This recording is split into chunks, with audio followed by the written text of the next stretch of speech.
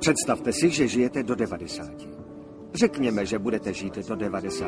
Narodili jste se v roce 1970 a umřete v roce 2060. 90 let. Když máte kliku. 90 let, to je neobvyklé. Většina lidí to zvládne do 70, 80. Někdo natáhne brka v 60, třeba i po 50, když to zvládne. Ale podle statistik to dotáhne tak na 71, 72 a 70, ale teoreticky řekněme, že žijete do 90. A teď to znásobte 365.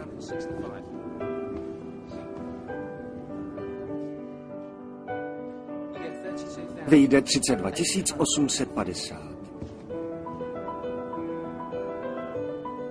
To je všechno.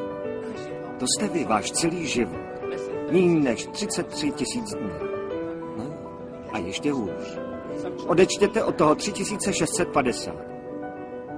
To je těch 10 let, kdy vlastně nežijete. Asi 4 ze začátku a 6 ke konci. Zbyde vám 29 200. Ale den má 24 hodin. Všichni musíme spát, někdo víc a někdo míň. Ale průměry 8 hodin denně. Takže třetině toho počtu řekněte sayonara. A zbyde 19 466 dní. Míň než 3000 týdnů. Přesně řečeno 2780. Takže, co jste tenhle týden dělal?